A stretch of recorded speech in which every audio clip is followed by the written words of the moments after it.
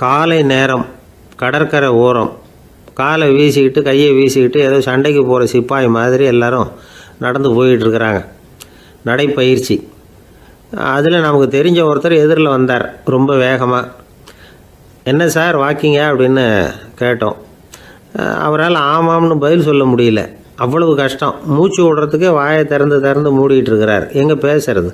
கொஞ்சம் நின்று நிதானித்து மூச்சு விட்டுட்டு அதுக்கப்புறம் சொன்னார் ஆமாம் அப்படின்னு. என்ன சார் இவ்வளவு வேகம்னோ? உங்கள் பேச்சை கேட்டுவிட்டு தான் சார் நடக்க ஆரம்பித்தோம். நீங்கள் தான் அடிக்கடி சொல்லிகிட்டு இருந்தீங்க நடக்கிறது நல்லதுன்னு. அன்னையிலேருந்து ஆரம்பிச்சுட்டேன். ஆனால் ரொம்ப கஷ்டமாக இருக்குது சார். இப்போ பாருங்கள், உங்கள்கிட்ட சுலபமாக பேசக்கூட முடியல, மூச்சு வாங்குது, உடம்பு கூட வலிக்கிறது மாதிரி இருக்குது அப்படின்னு அவர் பாட்டுக்கு பேச ஆரம்பிச்சிட்டார். உங்களை யார் சார் இவ்வளவு வேகமாக நடக்க சொன்னது? வேகத்தை குறைங்க, மெதுவாக நடங்க அப்படின்னோம்.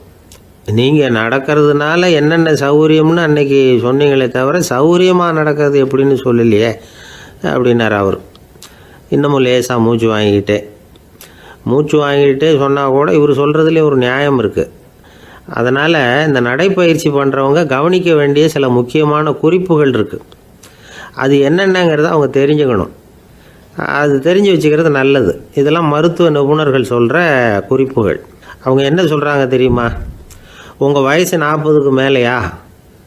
உங்கள் எடை இருக்க வேண்டியதை விட 10 கிலோ அதிகமாக இருக்குதா? நீங்கள் புகை பிடிக்கிறவரா? இதய நோய், இரத்த நாள நோய், உயர் இரத்த அழுத்தம் இப்படி ஏதாவது உங்களுக்கு உண்டா? அப்படின்னா நீங்கள் உங்கள் இஷ்டத்துக்கு வரிஞ்சு கட்டிக்கிட்டு நடைப்பயிற்சி பண்ண ஆரம்பிச்சிடாதீங்க. முதல்ல ஒரு மருத்துவ பரிசோதனை பண்ணிக்கோங்க, அதுதான் நல்லது அப்படின்னு அவங்க சொல்கிறாங்க. நடக்கிறப்போ உடற்பயிற்சி செய்கிறப்போ மார்பு பகுதியில் அல்லது வேறு எங்கேயாவது தொடர்ந்து வலி இருந்ததுன்னா பயிற்சியை நிறுத்தி விட்டு டாக்டரை போய் பார்க்கணும். நடைப்பயிற்சி பண்ணுறப்போ உங்கள் சக்திக்கு தகுந்த மாதிரி மெதுவாக அதிக கஷ்டம் இல்லாமல் முன்னேறலாம். அங்கே என்ன போட்டியாக வைக்கிறாங்க? முந்திக்கிட்டு போய் என்ன பண்ண போகிறோம்? பரிசாக வாங்க போகிறோம். அதனால் நிதானம் அவசியம் அப்படிங்கிறது அவங்க ஆலோசனை. தொந்தரவு கொடுக்காத ஷூ, ட்ரெஸ்ஸு இதுகளை உபயோகப்படுத்துங்க. பாதத்தில் ஆடு தசை இருக்குல்ல, அங்கே ஏதாவது பிரச்சனை இருந்ததுன்னா டாக்டரை பாருங்கள். இந்த பாதத்தில் வலி வரும் அந்த இடத்துல. வெயில் காலமாக இருந்தால் தலைக்கு தொப்பி வச்சுக்கோங்க. பனியில் நடந்தாலும் அப்படி தான். தலையை பத்திரமா பார்த்துக்குங்க. நம்மக்கிட்ட ஏதோ கொஞ்சம் உருப்படியாக தெரியறது அது தானே. உடற்பயிற்சிக்கு முன்னாடி பின்னாடி பயிற்சி செய்கிறப்போ நிறைய தண்ணி குடிக்கலாமா. முதல் 1 மாதத்துக்கு கொஞ்சம் தளர்த்தியாக சாவகாசமாக நடக்கலாம். மணிக்கு 3 அல்லது 4 கிலோமீட்டர் வேகம்னு வச்சுங்களேன். அதுக்கப்புறம் வேகத்தை அதிகப்படுத்தலாம். மணிக்கு 6 அல்லது 8 கிலோமீட்டர் அளவுக்கு நடக்கலாம். நல்லா கையை வீசிக்கிட்டு நடக்கணும். மூச்சு விடுற எண்ணிக்கை அதிகரிக்கணும். இது மாதிரி ஒரு 30 நிமிஷம் நடக்கலாம். தனியாக நடந்து போகிறதுக்கு உங்களுக்கு என்னமோ மாதிரி இருக்குதா? கூட யாரையாவது சேர்த்துக்குங்க. ஒரு குரூப்பாக சேர்ந்து போகலாம். நடக்கிறதுங்கிறத ஒரு சந்தோஷமான சமாச்சாரமாக ஆக்கிக்கணும். தினம் இப்படி நடக்க வேண்டி இருக்குதே அப்படின்னு புலம்பிக்கிட்டே போகக்கூடாது. சில பேர் நடக்கிறப்போ கடந்த காலத்தை அசை போட்டுக்கிட்டே போவாங்க. சில பேர் வருங்காலத்தை அசை போட்டுக்கிட்டே போவாங்க. சில பேர் முக்கியமான திட்டம்லாம் இப்படி நடக்கிறப்போ தான் தீர்மானம் பண்ணுவாங்க. நடக்கிறதுனால மன இறுக்கம் குறையுது, பரபரப்பு குறையுது, மன ஆற்றல் பெருகுது, தன்னம்பிக்கை வளருது, முதுமை தள்ளி போகுது, செயல்திறன் அதிகரிக்குது. இதை தவிர உடம்புக்கும் பல விதமான சௌகரியங்கள் ஏற்படுது. அதனால் இது வரைக்கும் நடக்க ஆரம்பிக்காதவங்க இனிமேல் இந்த குறிப்புகளை கவனத்தில் வச்சுக்கிட்டு நடக்க ஆரம்பிச்சுடலாம். சார்லஸ் லேம்ப் அப்படின்னு ஆங்கில இலக்கிய மேதை ஒருத்தர். அவர் ஒரு தரம் உடம்பு சரியில்லைன்னு டாக்டர்கிட்ட போனாராம். டாக்டர் அவரை பார்த்துட்டு, நீங்கள் தினமும் காலையில் வெறும் வயத்தில் நடக்கணும் அப்படின்னாராம். வெறும் வயத்தில் நடக்கிறதுக்கு நான் தயார், ஆனால் வயிறு கிடைக்கணுமே சார். யார் வயத்து மேலே நடக்கிறது டாக்டர் அப்படின்னு கேட்டாராம் இவர். தானத்தில் சிறந்தது எது அப்படின்னு ஒரு கேள்வியை கேட்டு, தானத்தில் சிறந்தது நிதானம் அப்படின்னு அதுக்கு ஒரு பதிலும் சொல்கிறவங்க உண்டு. நிதானம் ரொம்ப அவசியம். அதுவும் இன்றைய உலகத்துக்கு ரொம்ப அவசியம். இன்றைக்கி உலகம் ரொம்ப பரபரப்பாக போய்கிட்டு இருக்குது. பொறுமையாக இருக்கணும்னு நினைக்கிறவங்களால கூட அப்படி இருக்க முடியறதில்ல. பொறுமையை சோதிக்கிறது மாதிரி பல சம்பவங்கள். அதையெல்லாம் சந்திச்சே தீர வேண்டியிருக்குது. எங்கே போனாலும் க்யூவில் நிற்க வேண்டியிருக்குது. எங்கே போனாலும் காத்துக்கிட்டு இருக்க வேண்டியிருக்கு. ஆஃபீஸ்லேயோ வீட்லேயோ கூட நீங்கள் நிதானமாக பொறுமையாக நடந்துக்க தெரியலன்னா உங்களுக்கு சிடுமூஞ்சி, முசுடு இப்படிலாம் பேர் வச்சுருவாங்க. அது உங்களுக்கு தேவையா? சரி, வாழ்க்கையில் பொறுமைசாலின்னு பேர் வாங்கிறதுக்கு என்ன வழி? முதல் பாயிண்ட், நீங்கள் நினைக்கிறது, எதிர்பார்க்கறது, செய்கிறது எல்லாமே 100% கரெக்டாக நடக்கணும்னு ஆசைப்படக்கூடாது. எதுவாக இருந்தாலும் அதில் ஓரளவுக்கு தவறு நடக்கலாம் அப்படிங்கிறத எதிர்பார்த்தே இருக்கணும். ஓரளவுக்கு அதை அனுமதிக்கணும். ஒரு நண்பரை 6 மணிக்கு ஒரு இடத்துக்கு வர சொல்லியிருக்கிறீங்க. 6 மணிக்கு அவர் வரலை. உடனே பொறுமை இழந்து நடந்துக்கக்கூடாது. ஒரு 10 நிமிஷம் டிலே ஆகலாம். ஒரு வர்ற வழியில் பஸ்ஸு கூட ஏதாவது டிராஃபிக்கில் மாட்டியிருக்கலாம். அதெல்லாம் எதிர்பார்த்தே கொஞ்சம் காத்திருக்கிறதுல ஒன்றும் தப்பு இல்லை. சில சமயம் டிலே ஆகிறது கூட நல்லதாக முடியும். ஒரு பஸ்ஸை தவற விட்டுட்டு ஐயோ கொஞ்சம் ஒரு 2 நிமிஷம் முன்னாடி வந்திருந்தா பிடிச்சிருக்கலாமே அப்படின்னு தவிச்சிக்கிட்டு இருப்பாங்க சில பேர். அடுத்தபடியாக வர்ற பஸ்ஸு நேரடியாக நீங்கள் போக வேண்டிய இடத்துக்கே கொண்டு போய் விடுற பஸ்ஸாக கூட இருக்கலாம். அது உங்களுக்கு முன்னாடி தெரியாதுல்ல. சில நெருக்கடியான சூழ்நிலைகளை தமாஷா எடுத்துக்கிறதுக்கு பழகிக்கணும். சில இடங்களுக்கு போகிறப்ப காத்திருக்கிறதுக்கு நம்ம மனசை தயார்படுத்திக்கிட்டே போகணும். ஒரு ரயிலுக்கோ பஸ்ஸுக்கோ அல்லது விமானத்துக்கோ கப்பல் பிரயாணத்துக்கோ போகிறப்போ அங்கே போய் நீங்கள் மணிக்கணக்கில் கூட காத்துக்கிட்டு தான் இருக்கணும். புறப்படுற நேரம் கூட மாறலாம். நீங்கள் போய் சேர்ந்ததும் அது உடனே புறப்படணும்னு கட்டாயமாக என்ன? அது மாதிரி சமயத்தில் படிக்கிறதுக்குன்னு சில சுவாரஸ்யமான புத்தகங்களையும் கையில் எடுத்துக்கலாம். உங்களை சுற்றி எவ்வளவோ சுவாரஸ்யமான சம்பவங்கள் நடந்துக்கிட்டு இருக்குதுல்ல, அதையெல்லாம் வேடிக்கை பாருங்கள். எதுக்காக காத்துக்கிட்டு இருக்கிறோமோ அந்த காரியத்தில் உண்மையாகவே நமக்கு ஒரு அக்கறை இருந்தால் நமக்கு போர் அடிக்காது. சில கோயில்களில் பார்த்துருப்பீங்க, தரிசனத்துக்காக பக்தர்கள் நாள் கணக்கில் காத்துக்கிட்டு இருப்பாங்க. அவங்களெலாம் அழுத்துக்கிறது இல்லை. ஆண்டவனை தரிசிக்கணுங்கிற உண்மையான அக்கறை இருக்கிறதுனால அவங்களுக்கு போர் அடிக்கிறது இல்லை. ஆனால் சில சினிமா தியேட்டரில் கூட பார்க்கலாமே, சினிமா கியூ கூட அப்படி தான். சாயந்தரம் 6 மணி ஆட்டத்துக்கு காலம்பரம் 6 மணிக்கே போய் கூட காத்துக்கிட்டு இருப்பாங்க. அவங்களுக்கெல்லாம் போர் அடிக்காது, படம் பார்க்குற ஆர்வம். இன்னொரு முக்கியமான விஷயத்தை நாம் பழக்கப்படுத்திக்கணும். லிவ் ஃபார் தி மூமெண்ட் அப்படிங்கிறாங்க நிபுணர்கள். ரொம்ப பேர் எப்படின்னா அடுத்தபடியாக நடக்க போகிற விஷயத்திலேயே கவனமாக இருப்பாங்க. அந்த நினைப்புலேயே இந்த நிமிஷத்தை பொறுமை இல்லாமல் கழிப்பாங்க. ஒருத்தர் இருக்கார், அவர் எப்படின்னா ஆஃபீஸ் முடியறதுக்குள்ளேயே சார் 5 மணிக்கெல்லாம் ரெடியாக இருங்க, நாம் அந்த ஹோட்டலில் போய் டிஃபன் சாப்பிட்ணும் அப்படின்னு 4 மணிலேருந்து சொல்லிகிட்டு இருப்பார். 4:55 பரபரப்பாக ஓடி வருவார். 2 பேரும் புறப்படுவோம், ஹோட்டலுக்கு போவோம், சாப்பிட்டுக்கிட்டு இருப்போம். அப்படி சாப்பிட்டுட்டு இருக்கிறப்ப சார் சாப்பிட்டு முடித்ததும் நேராக ஒரு ஜவுளி கடைக்கு போகிறோம் அப்படிம்பார். பரபரக்க சாப்பிட்டு முடிப்பார், புறப்படுவார். ஜவுளி கடையில் அவசரமாக சீக்கிரம் பில் போடுங்க சார், சினிமாவுக்கு நேரம் ஆகிடும்பார். சினிமா தியேட்டரில் உட்காந்து அடுத்தபடியாக எங்கே டின்னர் சாப்பிட்றதுன்னு யோசனை பண்ணிகிட்டு இருப்பார். ராத்திரி படுக்கையில் விழுந்ததுக்கு அப்புறமும் நாளைக்கு காலையில் எழுந்திரிச்சதும் அதை பண்ணணும் இதை பண்ணணும்னு திட்டம் போட்டுக்கிட்டே இருப்பார். அதாவது எப்போவும் அடுத்த நிமிஷம், அடுத்த நாள், அடுத்த வாரம், அடுத்த வருஷம், இதுதான் அவங்க சிந்தனை. இந்த நிமிஷம் என்ஜாய்மெண்ட்டை அவங்க இழந்துடுறாங்களாம். அதனால தான் வாழ்நாள் பூரா பொறுமையின்மை, அவஸ்தை, அல்லல். அதனால் நாம் எல்லோரும் வாழ்க்கையில் நிதானமாக இருக்கிறதுக்கு கற்றுக்கணுமா. அதுக்காக இந்த நிதானத்துக்கு வேறு விதமான அர்த்தம் பண்ணிக்கக்கூடாது. ஒருத்தர் அப்படித்தான் ஒரு தடவை அவருடைய குதிரை காணாமல் போயிட்டு தான். அதுக்காக அவர் கவலைப்படலை, நிம்மதியாக இருந்தார், சந்தோஷமாக இருந்தார். என்ன சார் இது, உங்கள் குதிரை திருட்டு போயிட்டுதுங்கிறீங்க, நீங்கள் கவலைப்படாமல் இருக்கிறீங்களே அப்படின்னு கேட்டாங்களாம். அதுக்கு அவர் சொல்லியிருக்கார், நல்ல வேலை சார், கட்டியிருந்த குதிரை காணாமல் போயிருக்குது. நான் அது மேலே உட்காந்துருக்கிற சமயம் அது காணாமல் போயிருந்ததுன்னா, திருட்டு போயிருந்ததுன்னா நானும் சேர்ந்தில் காணாமல் போயிருப்பேன் அப்படின்னாராம். எவ்வளவு நிதானமான ஆள் பாருங்கள். ஒரு ஊரில் ஒரு மன்னர் இருந்தார். ஒரு நாள் அவருடைய அரசவைக்கு ஒரு ஓவியன் வந்தான். அவன் சீனா தேசத்திலிருந்து வந்தவன், தாவோ சிந்தனையாளன். அவன் அங்கே மன்னர் முன்னாடி நிற்கிறான். யாரும் செய்ய முடியாத ஒரு காரியத்தை என்னால் செய்ய முடியும்னா. இவன் இப்படி சொன்னதை கேட்டதும் ஏற்கனவே அங்கே இருந்த அரசவை ஓவியன் ஒருத்தனுக்கு கோபம் வந்துட்டுது. இதோ பாரு, இப்படிலாம் பேசக்கூடாது, நான் வேணும்னா உன்னுடைய சவாலை ஏற்றுக்கிறேன் அப்படின்னா. நாம் 2 பேரும் ஓவியம் தீட்டுவோம், அதை பார்த்துட்டு நம்ம 2 பேரில் யார் சிறந்த ஓவியன் அப்படிங்கிறத மன்னரே தீர்மானம் செய்யிட்டோம், என்ன சொல்கிறேன் அப்படின்னு கேட்டான் அவன். அவனும் சரின்னு ஒத்துக்கிட்டான். போட்டி ஆரம்பமாச்சு. அரசர் அவங்களுக்கு 2 சுவர்களை ஒதுக்கி கொடுத்தார். 6 மாத காலம் அவகாசம் கொடுத்தார். 2 ஓவியர்களும் அவங்கவுங்க வேலையை ஆரம்பித்தாங்க. இரவு பகலாக வேலை செய்ய ஆரம்பிச்சுட்டாங்க. 6 மாதம் முடிஞ்சது. அரசர் பார்த்தார். முதல்ல தன்னுடைய அரசவை ஓவியர் தீட்டியிருந்த ஓவியத்தை பார்த்தார். ரொம்ப பிரமாதமாக இருந்தது, பாராட்டினார். இதோ பாரு, உன்னுடைய ஓவியம் அற்புதமாக இருக்குது, உயிரோட்டம் உள்ளதாக இருக்குது, கலையின் உச்சமே இதுதான், இதை விட சிறந்த ஒரு ஓவியத்தை வேற யாராலையும் படைக்க முடியாது அப்படின்னார். அதுக்கப்புறம் அந்த சீன ஓவியன்கிட்ட போனார். எங்கே உன்னுடைய ஓவியம்னு கேட்டார்.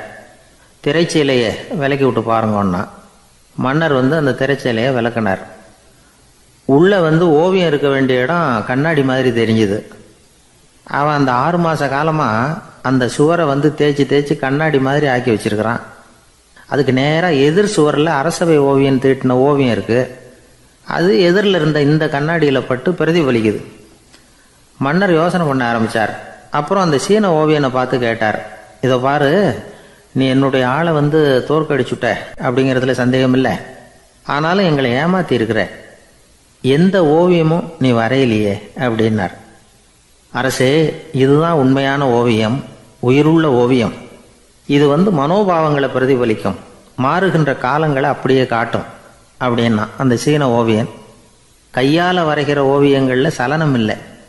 கண்ணாடி அப்படி கிடையாது. சக்தியின் ஓட்டம் அதில் எப்பவும் இருந்துக்கிட்டே இருக்கும். கண்ணாடி மட்டுமே ஜீவனுள்ள ஓவியமாக இருக்க முடியுங்கிறத அந்த சீன ஓவியன் தெரிஞ்சு வச்சிருந்தான். ஏன்னா அவன் ஒரு தாவோ சிந்தனையாளன். ஒவ்வொரு குழந்தையும் இந்த கண்ணாடியோடு தான் பிறக்குது. ஆனால் நாம் என்ன செய்கிறோம்னா ஓவியங்களை கண்ணாடி மீது பதிப்பிச்சு விடுறோம். கண்ணாடி நம்மளை பிரதிபலிக்குது. நம்முடைய அழகோ அவலட்சணமோ கண்ணாடியை பாதிக்கிறது இல்லை. ஏன்னா அதுக்கு மனம் கிடையாது. கடந்து போன வினாடியை பற்றி அது சிந்திக்கிறது இல்லை. அடுத்த கணத்தை பற்றின எதிர்பார்ப்பும் அதுகிட்ட கிடையாது. அதுதான் பற்றற்ற நிலை. மனிதனுக்கு தேவைப்படுறது அதுதான். கண்ணாடிக்கிட்டே இருந்து நாம் கற்றுக்கொள்ள வேண்டிய பாடம் இது. வாழ்க்கையில் மனிதர்களை நேசிக்கலாம், உலகின் அழகையெல்லாம் பிரதிபலிக்கலாம், ஆனால் எதையும் பற்றி கொண்டு விடக்கூடாது அப்படிங்கிறது பெரியவர்கள் அறிவுரை. துயரம்ங்கிறது பற்றுக்களின் சாயை. கண்ணாடி முன்னாடி நிற்கிறப்போவெல்லாம் நமக்கு இந்த ஞாபகம் வரணுமா. ஒரு குடும்பத் தலைவர் ஒரு நாள் காலையில் விடிஞ்சு எழுந்திரிச்சதும் சத்தம் போட்டார். யார் இந்த கருங்குரங்கு படத்தை என் ரூமில் கொண்டாந்து மாட்டி வச்சது அப்படின்னு கத்தினார். சமையல் கட்டிலிருந்து மனைவி பதில் சொன்னாங்க, தூக்க கலக்கத்தில் உளராதிங்க, நல்லா பாருங்க, அது படம் கிடையாது, முகம் பார்க்குற கண்ணாடி அப்படின்னாங்க. ஒரு பள்ளிக்கூடம் வகுப்பு நடந்துக்கிட்டு இருக்கு. ஆசிரியர் பாடம் நடத்திக்கிட்டு இருக்கிறார். நடத்தி முடித்த உடனே கேட்டார், மாணவர்களே, இதுவரைக்கும் நான் நடத்தின பாடத்தில் உங்களுக்கு ஏதாவது சந்தேகம் இருக்கா அப்படின்னு கேட்டார். அப்புறம் ஒவ்வொருத்தராக கேட்டார். ஒரு மாணவன் எழுந்திரிச்சான். சார், எனக்கு சந்தேகம் எதுவுமே இல்லைன்னா. ஏன்னு கேட்டார். ஏன்னா எனக்கு நீங்கள் நடத்தின பாடம் தெளிவாக புரிஞ்சுட்டுது, அதனால் சந்தேகம் வரலன்னா. இன்னொரு மாணவன் எழுந்திரிச்சான். சார், எனக்கும் சந்தேகம் எதுவும் இல்லைன்னா. ஏண்டான்னு கேட்டார். ஏன்னா எனக்கு நீங்கள் நடத்தின பாடம் எதுவுமே புரியல, அதனால் சந்தேகம் வரல அப்படின்னா. இந்த இடத்துல நாம் கொஞ்சம் சிந்திச்சு பார்க்கணும். இந்த உலகத்தில் எல்லாம் புரிஞ்ச ஒருத்தனுக்கும் சந்தேகம் வராது, எதுவுமே புரியாத ஒருத்தனுக்கும் சந்தேகம் வராது. அறகுறையாக புரிஞ்சுக்கிட்டவன் இருக்கான் பாருங்க, அவனுக்கு தான் அடிக்கடி சந்தேகம் வரும். ஆக மாணவர்களை இந்த 3 வகையாக பிரிக்கலாம். அதே மாதிரி தான் மனிதர்களையும் 3 வகையாக பிரிக்கிறாங்க ஆன்மீகவாதிகள். ஒரு ஆன்மீக பெரியவர் என்ன சொல்கிறார் தெரியுமா? இந்த உலகத்தில் 3 வகையான மனிதர்கள் இருக்கிறாங்களாம். முதல் வகை எப்படி தெரியுமா? இவங்களுக்கு எதையும் தெரிஞ்சுக்கணுங்கிற அவசியமே கிடையாது. ஏன்னா அவங்களுக்கு எல்லாமும் தெரியும். இவங்க ஞானத்தின் முழு வடிவாக இருக்கிற காரணத்தினால அவங்களுக்கு எந்த சந்தேகமும் இல்லை, எந்த கேள்விகளும் கிடையாது. இந்த நிலையில் இருக்கிறவன் கிருஷ்ணன். எல்லாத்துக்கும் விட தெரிஞ்சுக்கிட்ட நிலையில் அவன் விடையாக மாறிவிட்டான் அப்படின்னு சொல்லுவாங்க. 2வது நிலையில் இருக்கிறவன் அர்ஜுனன். இவனுக்கு எப்போ பார்த்தாலும் கேள்விதான், சந்தேகம்தான். பதில் சொல்ல சொல்ல அவனுக்கு இருக்கிற சந்தேகமும் அதிகமாகிக்கிட்டே இருக்கும், குறையவே குறையாது. அர்ஜுனன் மாதிரி உள்ளவங்க எப்பவும் கேள்வி கேட்டுக்கிட்டே இருப்பாங்க. ஒரு கேள்விக்கு விடை கிடைச்சுட்டுன்னு வைங்க, உடனே இன்னொரு கேள்வி அவங்ககிட்ட இருந்து வரும். கிருஷ்ணனுடைய நிலை எப்படின்னா அது கேள்விகளே அற்ற ஒரு நிலை. அர்ஜுனனுடைய நிலை எப்படின்னா அது கேள்விகளை தவிர வேறு எதுவும் அற்ற ஒரு நிலை. இவங்களை தவிர இன்னொரு ஆள் இருக்கிறான், அவனுக்கும் கேள்விகள் அற்ற ஒரு நிலை தான். அவன் யாருன்னா துரியோதனன். இவனுக்கு தெரிஞ்சுக்கணுங்கிற எண்ணமே சுத்தமாக கிடையாது. ஆவலே இல்லைங்கிறதுனால அதை புரிஞ்சுக்கணுங்கிற அவசியமும் இல்லை. அதனால் அவனுக்கு கேள்விகள் அற்ற ஒரு நிலையில் அவன் இருந்துக்கிட்டு இருக்கிறான். எல்லா பதிலும் தெரிந்து கொண்ட நிலையில் கிருஷ்ணனும் கேள்விகள் அற்ற நிலையில் இருக்கிறான்.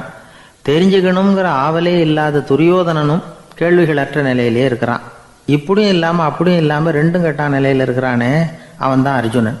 அதனால் பெரியவங்கள்லாம் என்ன சொல்கிறாங்கன்னா, இந்த உலகத்தில் அர்ஜுனன்களாக இருக்கிறவங்க ஒன்று துரியோதனனாக மாறிடணும், இல்லைன்னா கிருஷ்ணனாக மாறிடணும்.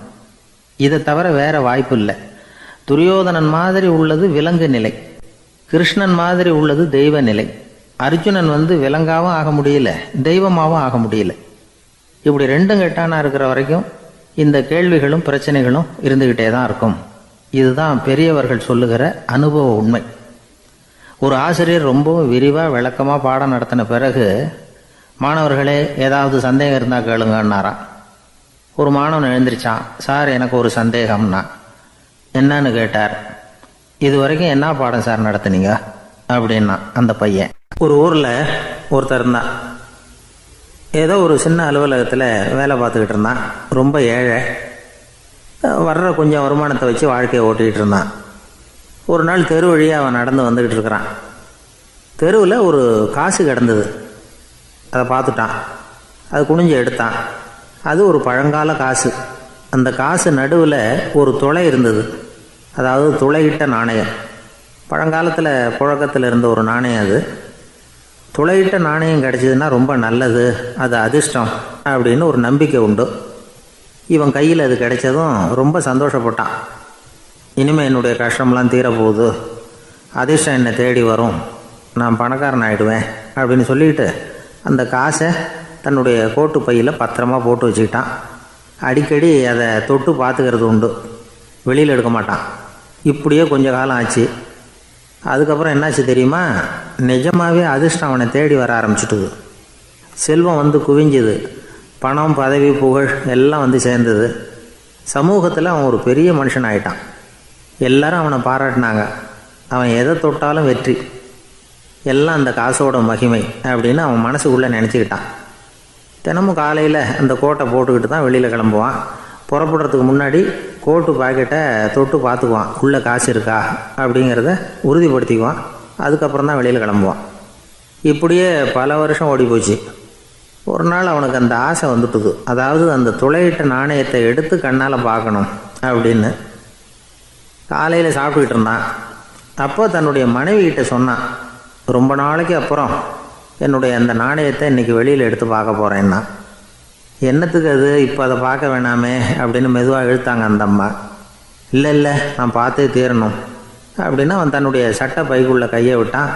உள்ளே இருந்த நாணயத்தை வெளியில் எடுத்தான். பார்த்தா அவனுக்கு ஆச்சரியமாக போச்சு. அந்த நாணயத்தில் துளையே இல்லை. என்ன ஆச்சு அப்படின்னு சொல்லி அவன் ரொம்ப குழம்பி போயிட்டான். இப்போ அந்த அம்மா சொன்னாங்க, நான் தான் ஒரு நாள் உங்கள் கோட்டு ரொம்பவும் தூசியாக இருக்கேன்னு சொல்லி அதை ஜன்னலுக்கு வெளியில் உதறினேன். உள்ளே இருந்த அந்த காசு அப்போ எனக்கு தெரியாது, ஞாபகத்தில் இல்லை. அது தெருவில் விழுந்துட்டது போல இருக்கு. அதுக்கப்புறம் எவ்வளவோ தேடி பார்த்தேன், கிடைக்கல. அதுக்குள்ளே அதை யாரோ எடுத்துகிட்டு போயிட்டாங்க போல இருக்கு. அது இல்லைங்கிறது உங்களுக்கு தெரிஞ்சால் வருத்தமாக இருக்குமேங்கிறதுக்காக நான் தான் வேறு ஒரு நாணயத்தை எடுத்து சட்டை பைக்குள்ளே வச்சுட்டேன் அப்படின்னு விவரத்தை சொன்னாங்க அந்த அம்மா. இது எப்போ நடந்ததுன்னு கேட்டான். உங்களுக்கு அந்த காசு கிடைச்சதே அன்றைக்கி மறுநாளே இது நடந்து போச்சு அப்படின்னாங்களாம். இதை கொஞ்சம் யோசனை பண்ணி பாருங்கள். அவனுக்கு அதிர்ஷ்டத்தை கொடுத்தது அந்த நாணயம் இல்லை, அவனுடைய நம்பிக்கை, அதாவது தன்னம்பிக்கை. அதுதான் வேலை செஞ்சுருக்கு.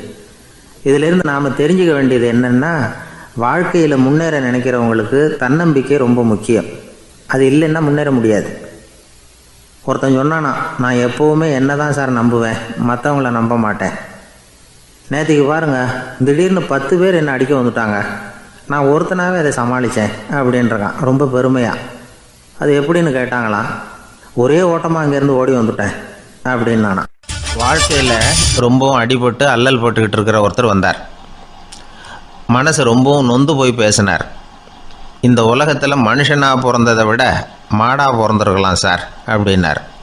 திடீர்னு என்கிட்ட இப்படி சொன்னால் அதுக்கு நான் என்னங்க பண்ண முடியும் அப்படின்னேன். உங்ககிட்ட வரணும்னு தோணுச்சு, அதனால் வந்தேன் அப்படின்னார். சரிங்க, இப்படி ஒரு யோசனை வந்ததுக்கு என்ன காரணம் அப்படின்னு சொல்லி அவர்கிட்ட கேட்டேன். அதுக்கு அவர் சொன்னார், என் பையனுக்கு வேலை தேடுறேன் கிடைக்கல, பொண்ணுக்கு மாப்பிள்ளை தேடுறேன் கிடைக்கல, வீடு கட்டுறதுக்கு கடன் கேட்குறேன் கிடைக்கல, மாடாக பிறந்திருந்தா இது மாதிரி கவலையெல்லாம் கிடையாதுல்ல, பேசாமல் வைக்கோலை தின்னுக்கிட்டு அசை போட்டுக்கிட்டே கடந்து விடலாமே அப்படின்னார் அலட்சியமாக. அதுக்கப்புறம் தான் அவர் சொன்ன கருத்தை நானும் கொஞ்சம் அசை போட ஆரம்பித்தேன் மனசுக்குள்ளே. இப்போது இயற்கையை பொறுத்த வரைக்கும் அது நாம் எல்லாரும் மகிழ்ச்சியாக வாழணும் அப்படின்னு தான் விரும்புது. விலங்குகள், பறவைகள், தாவரங்கள், அப்புறம் மற்ற உயிரினங்கள் எல்லாமும் நல்லபடியாக இருக்கணும் அப்படிங்கிறது தான் இயற்கையோட விருப்பம். அதில் ஒன்றும் சந்தேகம் இல்லை. இயற்கையோட அமைப்பை கொஞ்சம் கவனித்து பார்த்தா அதை நாம் நல்லா புரிஞ்சுக்கலாம். இருந்தாலும் இந்த ஆள் சொன்னதை கேட்ட பிறகு தான் ஒரு முக்கியமான வேறுபாடு புரிஞ்சுது. அதாவது இந்த உலகத்தில் உள்ள முக்கியமான பிரச்சனைகள் 6. அந்த 6 பிரச்சனைகளும் ஆடு மாடுகளுக்கு கிடையாது, மரம் செடி கொடிகளுக்கு கிடையாது. ஆனால் மனுஷன் அந்த 6 பிரச்சனைகளையும் சந்திக்க வேண்டியிருக்கு.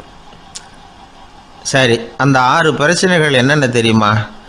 முதல்ல இந்த ஆடு மாடுலாம் நமக்குன்னு சொந்தமாக ஒரு வீடு இல்லையே அப்படின்னு கவலைப்பட்டுக்கிட்டு இருக்கிறதில்ல. ஆனால் மனிதனுக்கு வீடு தேவைப்படுது. இது ஒரு வித்தியாசம். இப்போ 2வது பிரச்சனை என்னென்னா ஆடை பிரச்சனை. ஒரு கோழியோ சேவலோ நாம் போட்டுக்கிறதுக்கு ஒரு சட்டை இல்லையே அப்படின்னு கவலைப்படுறதில்ல. ஆனால் மனுஷனுக்கு அந்த கவலை உண்டு. சரி, இப்போ 3வது என்னன்னு பார்த்தா கல்வி பிரச்சனை. ஒரு பசுமாடு கவலையோடு நின்றுக்கிட்டு இருக்கு அப்படின்னு வச்சுக்குவோம். நீங்கள் அதுக்கிட்ட போய் ஏன் பசுமாடை கவலையோடு நின்றுக்கிட்டு இருக்கிற அப்படின்னு கேட்குறீங்க. என் கண்ணுக்குட்டிக்கு எல்கேஜியில் இடம் கிடைக்கல, டொனேஷன் கொடுக்கறதுக்கு கையில் பணமும் கிடையாது, சிபாரிசுக்கு யாரை பிடிக்கிறதுன்னு தெரியல, இப்படியா சொல்லிகிட்டு இருக்கோம். அதுக்கு அந்த கவலையெல்லாம் கிடையாது. ஆனால் மனிதனுக்கு அந்த கவலை உண்டு. 4வது என்னன்னு பார்த்தீங்கன்னா வேலைவாய்ப்பு பிரச்சனை. வேலை கிடைக்கலையே அப்படின்னு வேப்ப மரம் கவலைப்படுறதில்ல, ஆனால் மனுஷன் கவலைப்படுறான். 5வது என்னன்னு பார்த்தா கல்யாண பிரச்சனை. எருமை மாடு பசு மாடு எல்லாம் பொண்ணுக்கு மாப்பிள்ளை தேடிட்டாலே இது பேப்பரில் மணமகன் தேவை அப்படின்னு விளம்பரமாக கொடுக்குது, அதெல்லாம் கிடையாது. 6வது என்னன்னு பார்த்தீங்கன்னா பணம் சம்பந்தமான பிரச்சனை. ஆடு மாடுலாம் பணத்தை சேமிக்கணும்னோ ஏதாவது நிதி நிறுவனத்தில் முதலீடு பண்ணணும்னோ நினச்சிக்கிட்டு இருக்கிறதில்ல. பணத்தை எப்படி காப்பாற்றுறது அப்படிங்கிற கவலையும் அதுகளுக்கு கிடையாது. குதிரை குளம்போடு பிறக்குது, அதனால் அது காடு மேடெல்லாம் கவலை இல்லாமல் தெரியலாம். ஆடு உடம்புல ரோமத்தோடு பிறக்குது, அதனால் அது குளிரை பற்றி கவலைப்பட வேண்டிய அவசியம் இல்லை. ஆனால் மனுஷனை பார்த்திங்கன்னா அவன் தான் ஒன்றுமில்லாமல் பிறக்கிறான். ஏன் இந்த பாகுபாடு அப்படின்னு கேட்டால் இதை பற்றி கொஞ்சம் சிந்திச்சு பார்க்கணும். அதாவது இந்த சந்தேகத்தை ஒரு பெரியவர்கிட்டையும் கேட்டேன். அவர் சொன்னார் இதுக்கு பதில். அவர் இதே கேள்வியை இயற்கை கிட்ட கேட்டாராம். இயற்கை பதில் சொல்லிச்சான். வேறு யாருக்கும் கொடுக்காத ஒரு வலுவான கருவியை, ஒரு பவர்ஃபுல் வெப்பன் மனுஷனுக்கு கொடுத்துருக்குறேன்னு, அந்த கருவியை உபயோகப்படுத்தி அந்த 6 பிரச்சனையை மட்டும் இல்லை 6 கோடி பிரச்சனைகள் இருந்தாலும் அதையெல்லாம் சமாளிக்கலாம். அது கருவி என்ன தெரியுமா? அதுதான் 6வது அறிவு. அதை உபயோகப்படுத்தினா காலுக்கு செருப்பு தயார் பண்ணிக்கலாம், குளிருக்கு போர்வை தயார் பண்ணிக்கலாம், என்ன வேணும்னாலும் செய்யலாம் அப்படின்னு இயற்கை பதில் சொல்லிச்சான். அதனால் நாம் செய்ய வேண்டியது என்னென்னா இயற்கையை முதல்ல சரியாக புரிஞ்சுக்கணும். இயற்கையின் படைப்பையே நாம் சரியாக புரிஞ்சுக்கிறது இல்லையே, அதுதான் வேதனை. இந்த கதையை கேளுங்க. இப்போ நகரத்திலேருந்து ஒரு ஆள் கிராமத்துக்கு வந்தான். அங்கே ஒரு சிறுவன் மாடு மேய்ச்சிக்கிட்டு இருந்தான். நகரத்து ஆள் சொன்னான், எவ்வளோ அழகான பசு, அது சரி இதுக்கெல்லாம் ஏன் கொம்பு இல்லைன்னா. இதுக்கு அந்த பையன் பதில் சொன்னான், பசுமாட்டுக்கு கொம்பு இல்லாததுக்கு பல காரணங்கள் உண்டு. கண்ணுக்குட்டியாக இருந்தால் கொம்பு இருக்காது, பசு வளர்ந்து பெருசானதுக்கு அப்புறம் தான் கொம்பு முளைக்கும், இது ஒரு காரணம். சில சமயம் வளர்கிற கொம்பை எடுத்து விடுறது உண்டு, அது ஒரு காரணம். ஆனால் இதுக்கு ஏன் கொம்பு இல்லைன்னு கேட்குறீங்க. அதுக்கு என்ன காரணம்னா இது பசு இல்லை குதிரை அப்படின்னானா.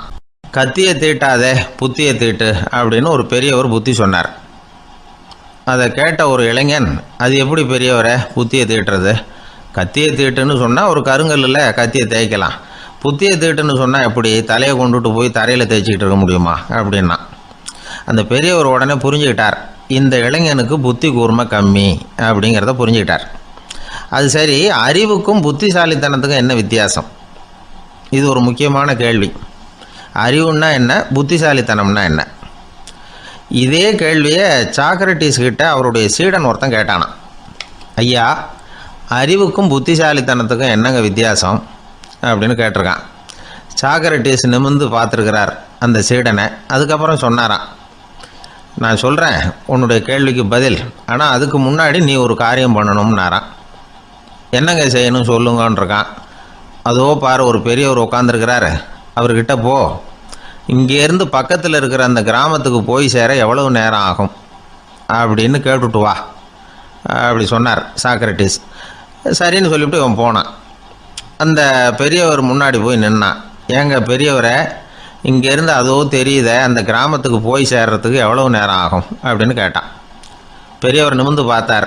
ஆனால் பதில் எதுவும் சொல்லலை. இவன் மறுபடியும் ஒரு தடவை அதே கேள்வியை அவர்கிட்ட கேட்டான். என்னங்க, நான் கேட்குறது உங்கள் காதில் விழுதா?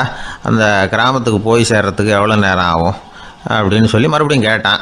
அப்பவும் அவர் பதில் சொல்லலை. உடனே அவன் மனசுக்குள்ளே முடிவு பண்ணிக்கிட்டான். சரி, பெரியவர் ஒரு மாதிரியாக தெரிகிறார், புத்தி சுவாதீனம் சரியில்லாத ஒரு மாதிரி தெரியுது அப்படின்னு நினச்சிக்கிட்டே வந்த வழியிலே திரும்பி வந்துட்டான். கொஞ்சம் தூரம் நடந்திருப்பான். இப்போ அந்த பெரியவர் மறுபடியும் கூப்பிட்டார். இளைஞனே இப்படி வாடினார். இவனுக்கு ஒன்றும் புரியல. மறுபடியும் திரும்பி நடந்தான். அவர் முன்னாடி போய் நின்னான். பெரியவர் சொன்னார், தம்பி, இங்கேருந்து அந்த கிராமத்துக்கு போய் சேர்றதுக்கு 5 நிமிஷம் ஆகும் அப்படின்னார். இப்போ அந்த இளைஞன் அந்த முதியவரை ஒரு மாதிரியாக பார்க்க ஆரம்பித்தான். அதுக்கப்புறம் கொஞ்சம் யோசித்தான். பிறகு அவர்கிட்டே கேட்டுட்டான், ஏங்க பெரியவரை, இதே பதிலை அப்போவே என்கிட்ட சொல்லியிருக்கலாமே, என்னை திரும்பி போன்னு சொல்லிவிட்டு பாதி தூரம் போனதுக்கப்புறம் மறுபடியும் கூப்பிட்டு அதுக்கப்புறம் இப்படி சொல்கிறீங்களே, இது நியாயமா அப்படின்னா. பெரியவர் சிரித்தார். அதுக்கப்புறம் சொன்னார், ஏன்பா, நீ எவ்வளவு வேகமாக நடக்கிறேங்கிறத பார்க்காம நீ கிராமத்துக்கு போய் சேர வேண்டிய நேரத்தை எப்படி என்னால் சொல்ல முடியும்? அதனால தான் உன்னை கொஞ்சம் தூரம் நடக்க விட்டு உன்னுடைய நடையின் வேகம், அந்த கிராமம் இருக்கிற தூரம் ரெண்டையும் கணக்கு போட்டு அதுக்கப்புறம் நேரத்தை சொன்னேன்னார். சீடன் வந்து தலை குனிந்தான். அப்படியே திரும்பி வந்து சாக்ரட்டிஸ் முன்னாடி நின்னான். சாக்ரட்டிஸ் இப்போ சொல்கிறார், தம்பி, அதுக்கு பேர் தான் புத்திசாலித்தனம். இந்த அறிவு கூர்மை வந்து எல்லா இளைஞர்களுக்கும் வரணும் அப்படிங்கிறதுக்காகத்தான் கத்தியை தீட்டாதே புத்தியை தீட்டு அப்படின்னு பெரியவங்கள்லாம் சொல்லிகிட்டு இருக்கிறாங்க. புத்தியை தீட்டுறவங்கெல்லாம் வாழ்க்கையில் அறிவாளியாகிறாங்க, தீட்டாதவங்க கோமாளியாகிறாங்க. இதுதான் இன்றைக்கி நடக்கிறது. அதனால் அறிவு கூர்மைங்கிறது வேற. இந்த காலத்து ஆசாமி ஒருத்தர் இன்னொருத்தரை பார்த்து கேட்டார், ஏங்க, ஒரு விமானம் இங்கேருந்து புறப்பட்டு 2 மணி நேரத்தில் மதுரைக்கு போய் சேருது. நல்லா கவனிங்க, ஒரு விமானம் இங்கேருந்து புறப்பட்டு 2 மணி நேரத்தில் மதுரைக்கு போய் சேருது அப்படின்னா என்னோடய வயசு என்னன்னு கேட்டார். இவர் கேட்குறதுல ஏதாவது அர்த்தம் இருக்கா? அதாவது இங்கேருந்து புறப்பட்டு 2 மணி நேரம் ஆகுது மதுரைக்கு போகிறதுக்கு, அப்படின்னா என் வயசு என்னன்னு கேட்குறாரே. இதை கேட்ட உடனே அவர் பதில் சொன்னார், அப்படின்னா உங்களோட வயசு 20 அப்படின்னார். எப்படிங்க அவ்வளவு கரெக்டாக சொன்னீங்க அப்படின்னு கேட்டார். வேறு ஒன்றும் இல்லை, எங்கள் பக்கத்து வீட்டில் ஒரு முழு பைத்தியம் இருக்குது, அதோட வயசு 40, அப்படின்னா உன் வயசு 20 தான் இருக்கணும் அப்படின்னார். அரை பைத்தியம்னு முடிவு பண்ணிக்கிட்டார். அதனால் வாழ்க்கையில் அறிவு கூர்மைங்கிறது ரொம்ப அவசியம். அந்த புத்திசாலித்தனம் இருக்கிறவங்க வாழ்க்கையில் வெற்றி பெறுவது நிச்சயம். ஒரே ஒரு ஊரில் ஒரு ராஜா இருந்தார். அவர் பேரில் மக்களுக்கு ரொம்ப மரியாதை. அவ்வளவு நல்லா ஆட்சி புரிஞ்சுக்கிட்டு வந்தார். அவருக்கு வயசாயிட்டுது. அதனால் ஒரு நாள் அமைச்சரை கூப்பிட்டார். இதை பாருங்கள், எனக்கு வயசாயிட்டுது, அதனால் இந்த அரச பொறுப்பையெல்லாம் நீங்கள் ஏற்றுக்குங்க அப்படின்னார். அதுக்கப்புறம் ராணியை கூப்பிட்டார். வா, நாம் இனிமேல் இங்கே இருக்க வேணாம், காட்டுக்கு போய் தவம் பண்ணலாம் அப்படின்னு கூப்பிட்டார். இந்த செய்தி மக்களுக்கு அறிவிக்கப்பட்டது. மக்கள் உடனே கூட்டம் கூட்டமாக அரண்மனைக்கு வர ஆரம்பிச்சிட்டாங்க. மன்னரை போய் பார்க்குறாங்க. அரசே, தாங்கள் வந்து எங்களுக்கு தந்தை மாதிரி, நீங்கள் காட்டுக்கு போயிட்டால் நாங்கள்லாம் இங்கே எப்படி இருக்க முடியும்? எங்களுக்கெல்லாம் எந்த துன்பமும் இல்லாமல் பார்த்துக்கிட்டு வர்றீங்க. இது மாதிரியான ஒரு அரசாட்சி இல்லைன்னா மக்கள் வந்து வாழ்ந்து என்ன பயன் அப்படின்னாங்க. இருந்தாலும் என்ன பண்ணுறது, வயசாயிட்ட காரணத்தினால இந்த முடிவுக்கு வர வேண்டியிருக்குது அப்படின்னாரா ராஜா. அப்படின்னா நீங்கள் காட்டுக்கு போக வேணாம், நாங்கள் போகிறோம். நாங்கள் அங்கே போய் தவம் பண்ணுறோம், வழிபாடு பண்ணுறோம். கடவுள் வருவார், அவர்கிட்ட வரம் வாங்கிட்டு வந்துடுறோம் அப்படின்னாங்களாம். அப்படி சொல்லிவிட்டு உடனே எல்லாரும் காட்டுக்கு போனாங்க. நாட்டு மக்கள் எல்லாரும் ஒட்டு மொத்தமாக வந்து காட்டில் உட்காந்துக்கிட்டு தவம் பண்ணுறதை பார்த்தார் கடவுள். உடனே புறப்பட்டு வந்தார். எல்லாரும் இப்படி வந்து உட்காந்துருக்கிறீங்களே, என்ன வேணும் உங்களுக்கு அப்படின்னு கேட்டார். உடனே மக்கள் எல்லாரும் ஒரு குரலில் சொன்னாங்க, சுவாமி, எங்கள் மன்னன் ரொம்ப நாளைக்கு நல்லபடியாக இருக்கணும்.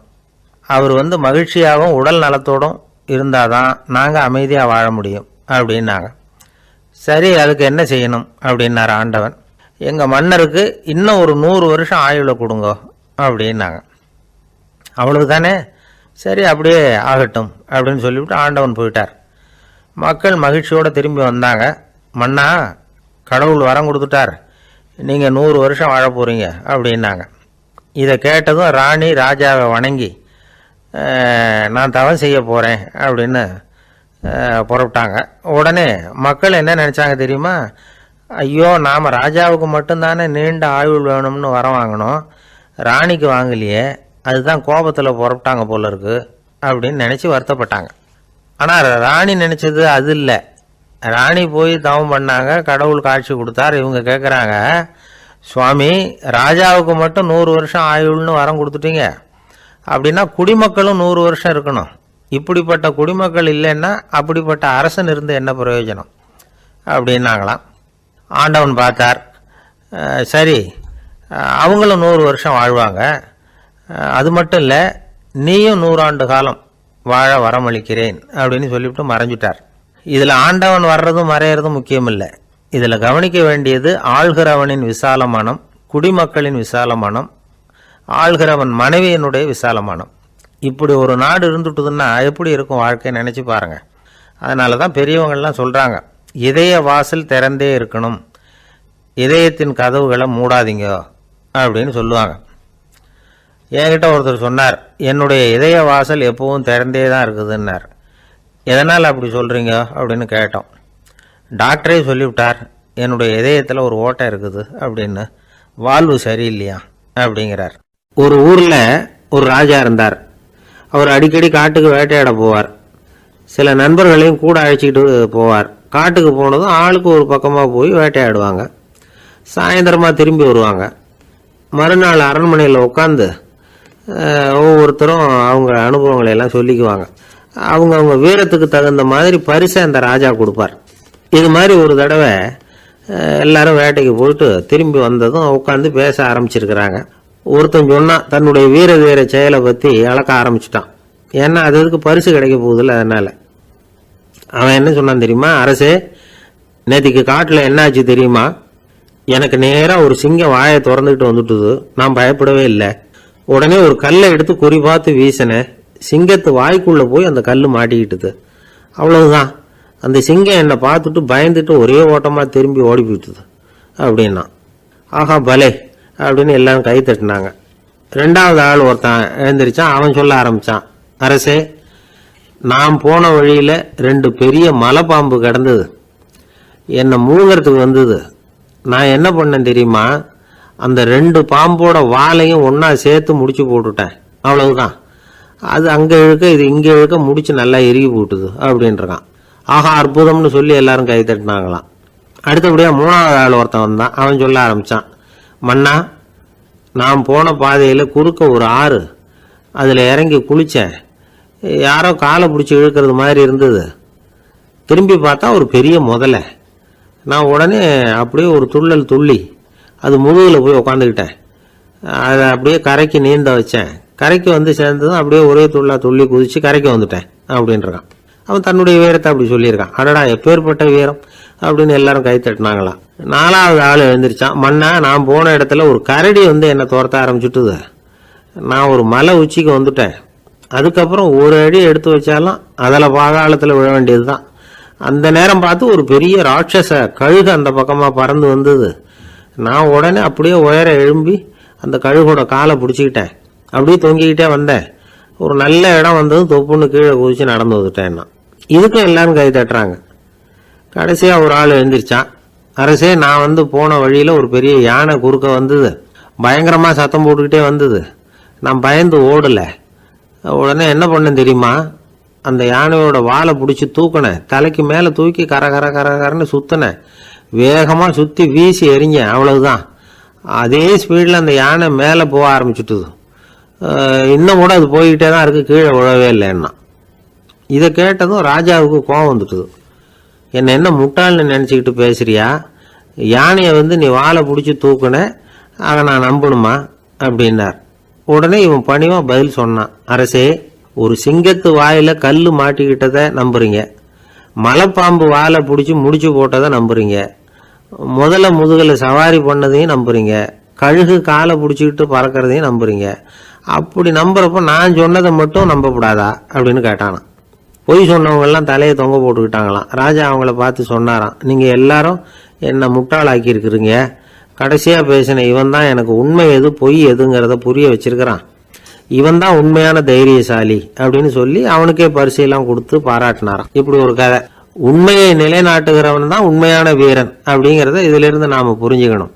இந்த காலத்துல எல்லாம் பொய் சொன்னாதான் பிழைக்க முடியுங்கிறது ஒரு சில பேரோட நம்பிக்கை. ஒரு அப்பாவுக்கு தன் மகனுக்கு பொய் சொல்ல தெரியலையேங்கிற கவலை. பொய் சொன்னாதான் இந்த உலகத்தில் பிழைக்கலாம், ஆனால் இவனுக்கு அது தெரியலையே, அதனால் இவனை அழைச்சிட்டு போய் நடுக்கடலில் விட்டுட்டு வந்துடுவோம் அப்படின்னு அழைச்சிட்டு புறப்பட்டான். கடற்கரைக்கு போனான். மகனுக்கு சந்தேகம், எங்கேப்பா என்னை அழைச்சிட்டு போகிறேன்னு கேட்டிருக்கான். கடலில் மீன் பிடிக்க கற்றுக் கொடுக்க போகிறேன் உனக்கு அப்படின்னானா. நான் ஏற்கனவே மீன் பிடிச்சிட்டேனேன்னானா இவன் மகன். எங்கே அதுன்னு கேட்டிருக்கான். அப்பங்காரன். சுட்டு சாப்பிட்டுட்டேன்னு இருக்கான் புள்ள. அப்பங்காரன் பார்த்தான், சரி நம்ம புள்ள பொழைச்சிக்கோ அப்படின்னு சொல்லி திருப்பி அழைச்சிட்டு வந்துட்டானா. இணை புரியாத 2 நண்பர்கள் இருந்தாங்களாம். 2 பேரும் விடாமல் சிகரெட்டு குடிக்கிறவங்க. அதில் ஒருத்தன் செத்து போட்டான்.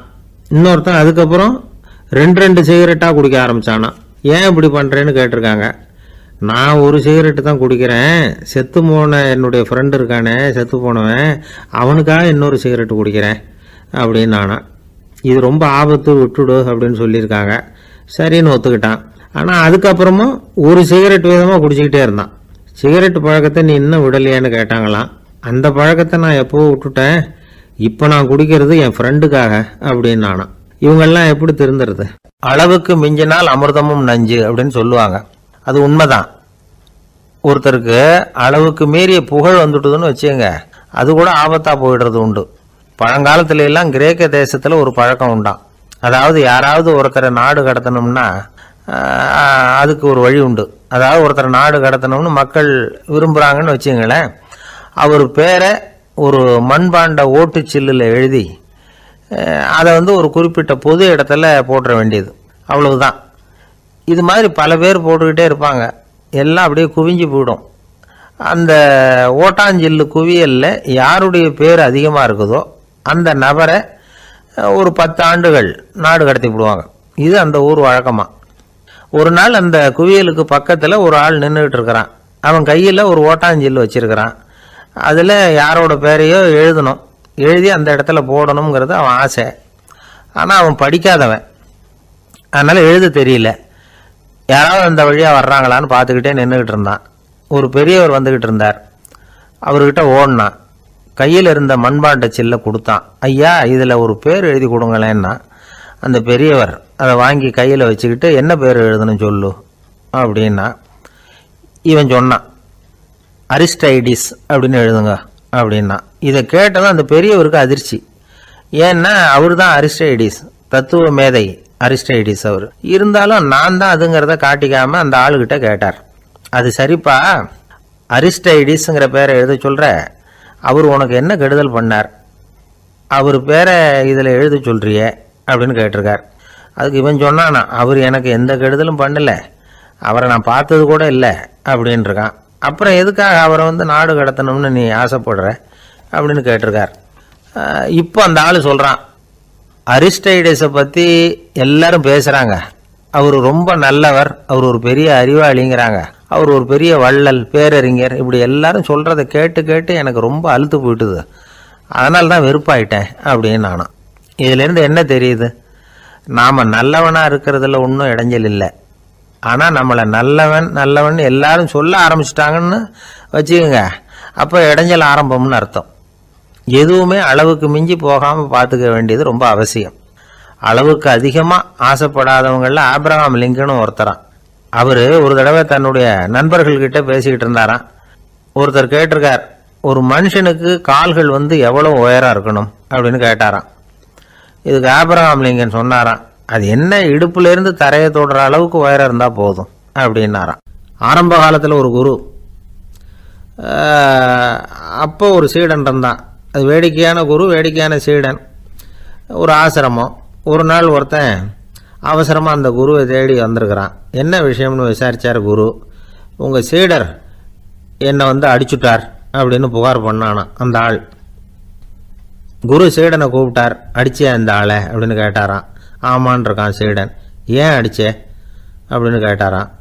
இந்த ஆள் உங்களை பற்றி மட்டமாக பேசிவிட்டான், என்னால் அதை தாங்கிக்க முடியல, அதனால தான் அடிச்சுட்டேன்றான். அப்படி என்ன பேசினா அப்படின்னு கேட்டாராம்.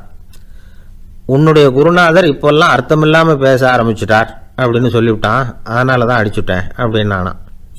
அதுக்காக அடித்தே அப்படின்னாராம். நான் அதுக்காக அடிக்கலை குருவே, இப்பெல்லாம் நீங்கள் அர்த்தமில்லாமல் பேசுகிறதாக அவன் சொல்கிறான், அப்படின்னா இதுவரைக்கும் நீங்கள் அர்த்தத்தோடு பேசினதாகத்தானே அர்த்தம், அது தப்பு தானே, அதனால தான் அடித்தேன் அப்படின்னு நானாம். ஒரு பெரியவர் உட்கார்ந்துருக்கிறார், அவரை சுற்றி அவருடைய தோழர்கள் உட்கார்ந்துருக்கிறாங்க. ஏதோ ஒரு முக்கியமான செய்தியை அவர் அவங்களுக்கு சொல்லிகிட்டு இருக்கிறார். அவங்களும் ஆர்வமாக கேட்டுக்கிட்டு இருக்கிறாங்க. இந்த சமயத்தில் யாரோ ஒரு ஆள் வேகமாக அங்கே வர்றார். வர்ற வேகத்திலேயே எனக்கு ஏதாவது உதவி செய்யுங்க அப்படின்னு கேட்டுக்கிட்டே வர்றார். கேட்கறது உதவி, ஆனால் குரல் மிரட்டுறது மாதிரி இருக்குது, அதட்டி கேட்கறது மாதிரி இருக்குது. இதை கேட்டதும் அந்த பெரியவர் ஆத்திரப்படலை, ஆனால் அவரை சுற்றி இருந்தவங்க ஆத்திரப்பட்டாங்க. இதை பெரியவர் கவனித்தார். கொஞ்சம் அமைதியாக இருங்கன்னார்.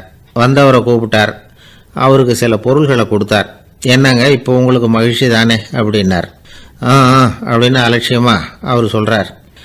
நான் உங்களை நல்ல முறையில் நடத்தினேன்னா அப்படின்னு கேட்குறாரு அவர் மறுபடியும். அதெல்லாம் ஒன்றும் இல்லை அப்படின்னு சொல்லி அவர் சொல்லிகிட்டு இருக்கிறாரு. குரலில் கடுமை குறையில. சுற்றி இருந்தவங்களால இதை பொறுத்துக்க முடியல. கோபத்தோடு அவரை நோக்கி நெருங்க ஆரம்பித்தாங்க. பெரியவர் அவங்களையெல்லாம் தடுத்து நிறுத்தினார். வந்தவரை வாங்க என்னோட அப்படின்னு சொல்லி அழைச்சிட்டு போனார். வீட்டுக்கு போனார். அங்கே போனதும் இன்னும் சில பொருள்களை எடுத்து அவர்கிட்ட கொடுத்தார். இப்போ திருப்தி தானே, நான் உங்ககிட்ட நல்ல முறையில் நடந்துக்கிட்டேனா அப்படின்னார். அவர் முகம் இப்போ தான் கொஞ்சம் மலர்ந்தது.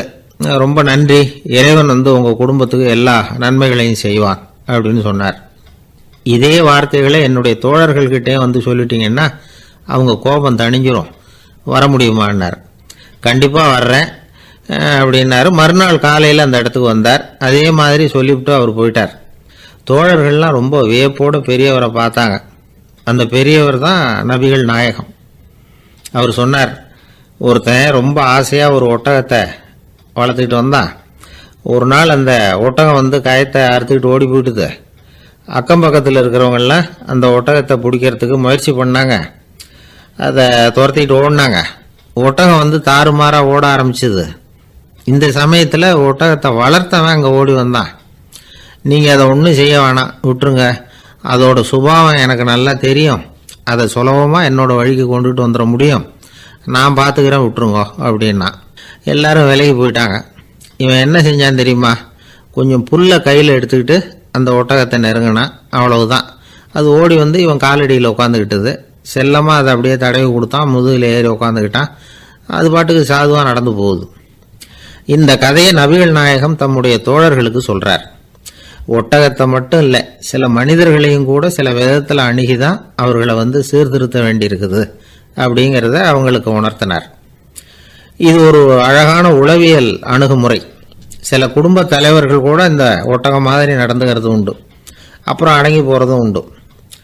ஒரு குடும்ப தலைவர் காலையில் எழுந்திரிச்சதுலேருந்து சத்தம் போட்டு கத்திக்கிட்டு இருப்பார். பக்கத்தில் இருந்தவங்கெல்லாம் ஓடி போய் சமாதானம் பண்ணி பார்த்தாங்க. அவர் ஓயறது மாதிரி தெரியல. கடைசியில் அவர் மனைவி வந்தாங்க. நீங்கள் எல்லாம் விலகி போயிடுங்க, அவர் சுபாவம் எனக்கு தெரியும், நான் பார்த்துக்கிறேன் அப்படின்னாங்க. சரின்னு எல்லாரும் போயிட்டாங்க. சாயந்தரமாக பார்க்குறாங்க, அவர் சத்தம் இல்லாமல் ஒரு மூலையில் உட்காந்துருக்கிறார். ரொம்ப சாதுவா. ஆச்சரியமாக இருந்தது. என்னம்மா பண்ணீங்கன்னு கேட்டாங்க. அது ஒன்றும் இல்லைங்க, ஒரு வேளை சாப்பாட்டை நிறுத்தினேன், பட்னி போட்டேன், அவ்வளவுதான் அப்படின்னாங்க அந்த அம்மா. ஒரு ஜென் துறவி, அவருக்கு ரொம்ப வயசாயிட்டுது, கடைசி காலம்.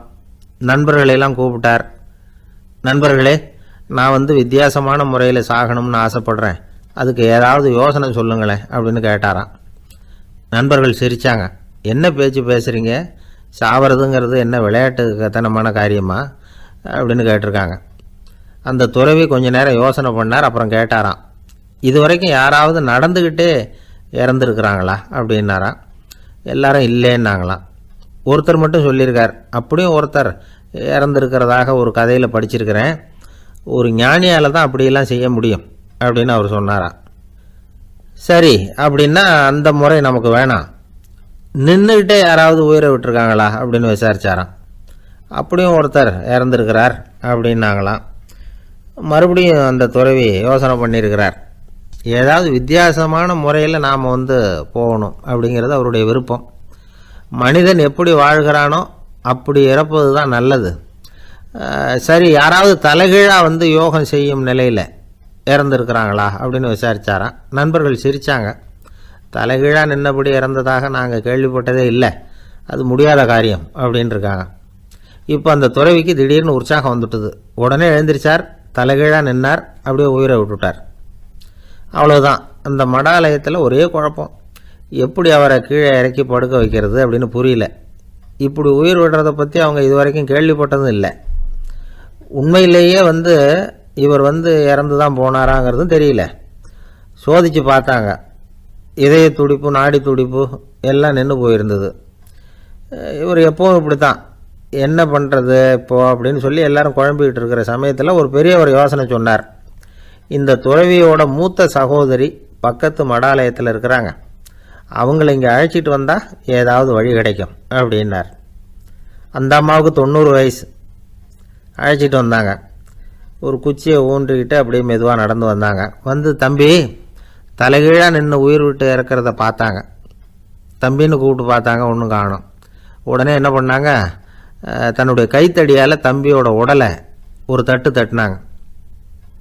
ஏப்பா, சாகிறப்பவும் உன்னுடைய குறும்புத்தனத்தை விடலையா? இப்படியாடா சாகிறது, ஒழுங்காக செத்து தொலை அப்படின்னாங்களாம். அவ்வளவுதான். உடனே அந்த துறவி திரும்பி நேராக நின்னார். அக்கா, கோவப்படாத, நான் ஒழுங்காக சாகிறேன், எப்படி செத்தா என்ன, எல்லாம் எனக்கு ஒன்று தான் அப்படின்னு சொல்லிவிட்டு அப்படியே தரையில் படுத்து உயிரை விட்டாராம். அதுக்கப்புறம் அந்த அம்மா கோலை கையில் எடுத்துக்கிட்டு அப்படியே திரும்பி கூட பார்க்காம அவங்க பாட்டுக்கு போயிட்டாங்களாம். மரணத்தை ஒரு விளையாட்டாக ஆக்கிய அந்த துறவிக்கு வாழ்க்கையே ஒரு விளையாட்டாக தான் இருந்திருக்குது. எந்த நோக்கமும் இல்லாமல் செயல்படுறதுன்னா என்னங்கிறதும் அவருக்கு தெரிஞ்சிருக்குது. பயனை எதிர்பார்க்காமல் பணி செய்து வாழ்ந்து மறைந்த மகான் அவர். தம்முடைய தொழிலை விளையாட்டு போல செய்ய தெரிஞ்சவருக்கு வாழ்க்கையே ஒரு விளையாட்டாக மாறிடும். எல்லாமே விளையாட்டாகி விடுகிற போது மரணமும் விளையாட்டாகிவிடும் அப்படிங்கிறது தான் அந்த தத்துவம். ஆனால் அதுக்கு முன்னாடி உங்களுக்குள்ளே இருக்கிற உண்மையான நடிகனை நீங்கள் அடையாளம் கண்டுபிடிக்கணும். நீங்கள் நடிக்க வேண்டியதே இல்லை, நீங்கள் ஏற்கனவே நடிச்சுக்கிட்டு தான் இருக்கிறீங்க. நீங்கள் இந்த உண்மையை தெரிஞ்சுக்கணும், அவ்வளவுதான். இதுதான் ஞானிகளுடைய கருத்து. வாழ்க்கையை சரியாக புரிஞ்சுக்கிட்டால் எல்லாமே நடிப்புங்கிறது புரியும். கல்யாண பத்திரிக்கை அனுப்பியிருந்தேனே, ஏன்டா வரலன்னு கேட்டான் ஒருத்தன். வந்திருந்தேனே அப்படின்னானா இவன். டேய், ஏன்டா போய் சொல்கிற, நான் பத்திரிக்கையே உனக்கு அனுப்பலையே அப்படின்ட்டுருக்கான் அவன். அதுக்கு இவன் சொன்னானா, பத்திரிக்கை அனுப்புனேன்னு நீ போய் சொல்கிறப்போ கல்யாணத்துக்கு வந்தேன்னு நான் போய் சொல்லக்கூடாதா அப்படின்னானா. விவசாயிகள் அவங்க விவசாயம் முன்னேறி இருக்கிற அளவுக்கு விவசாயிகளுடைய வாழ்க்கை தரம் முன்னேறலை. அந்த அளவுக்கு அவர்கள் நாட்டுக்காக உழைச்சிக்கிட்டு இருக்கிறாங்க. அந்த காலத்திலே அதை பற்றி ஒரு கதை சொல்கிறது உண்டு. ஒரு வயசான ஆள் நிலத்தில் ஏறு ஊதுகிட்டு இருந்தாராம். கிழிஞ்சு போன ஒரு சின்ன துண்டை தான் இடுப்பில் கட்டியிருந்தாராம். தலையில் ஒரு கந்தலை சுற்றி இருந்தார். உடம்பு பூரா சேரு, ரொம்ப ஏழை. ஏறு ஓட்டிகிட்டு இருக்கிறவர் வேறு எப்படி இருப்பார்? இருந்தாலும் அந்த ஆள் ரொம்ப ஜாலியாக பாட்டு பாடிக்கிட்டே ஏறு ஊதுகிட்டு இருந்தாராம். உடம்புல தான் அவர் ஏழையை தவிர மனசில் ஒரு ஏழையாக தெரியல. அந்த சமயத்தில் அந்த நாட்டு ராஜா அந்த பக்கமாக குதிரை மேலே வந்தாராம். வேட்டைக்கு போயிட்டு பரிவாரங்களோடு திரும்பி வந்துகிட்டு இருக்கிறார். ரொம்ப செல்வ செழிப்புல இருக்கிற ராஜா அவர். அவரு இந்த வயசான விவசாயியை பார்த்துருக்கார். இந்த ஆள் ரொம்பவும் ஏழைங்கிறது அவர் பார்த்தாவே பளிச்சுன்னு தெரியுது. கட்டிக்கிறதுக்கு நல்ல துணி இல்லை, உடம்போ இழைச்சி போயிருக்குது, வயது முதுகில் போய் ஒட்டிகிட்டு இருக்கு, கண்ணு குழு விழுந்து போயிருக்குது. ஆனாலும் முகத்தை பார்த்தா சந்தோஷமா இருக்கிற மாதிரி இருக்கு. இவ்வளவு உற்சாகமா பாடிக்கிட்டு இருக்கிறாரு அப்படின்னு ஆச்சரியமா நினைச்சு பார்த்தார் அந்த ராஜா. சரி, அவர்கிட்ட கொஞ்சம் பேச்சு கொடுத்து பார்க்கலாம் அப்படின்னு முடிவு பண்ணார். ஐயா பெரியவரே, இப்படி கொஞ்சம் வர முடியுமான்னாராம். பொழுது போகிறதுக்குள்ளே நான் இந்த வயல் பூரா உழவு ஓட்டி ஆகணும், அதனால் பேசுறதுக்கு நேரம் இல்லை அப்படின்னாராம் அந்த பெரியவர். என்ன அவ்வளவு அவசரமா? மீதி இருந்தால் நாளைக்கு ஊதுவக்கூடாதா? அது சரி, உனக்கு எத்தனை ஏக்கர் நிலம் இருக்குது அப்படின்னு விசாரிச்சிருக்கார் ராஜா. எனக்குன்னு சொந்தமாக உள்ளங்கை அளவு கூட நிலம் கிடையாது. இது எங்கள் முதலாளியோட நிலம். இதை பூராவும் ஊது முடிச்சாதான் அவர் கூலி கொடுப்பார். நான் கூலிக்கு ஊதுகிட்டு இருக்கிறேன். உங்ககிட்ட பேசிக்கிட்டு இருந்தா அவருக்கு துரோகம் பண்ணது மாதிரி ஆயிடும் அப்படின்னாராம். ராஜா குதிரையை விட்டு கீழே இறங்கினார். வரப்புல நடந்து அந்த பெரியவர்கிட்டயே போனாராம். சரி, ஒரு நாள் பூரா ஊதான் உனக்கு எவ்வளவு கூலின்னு கேட்டிருக்கார்.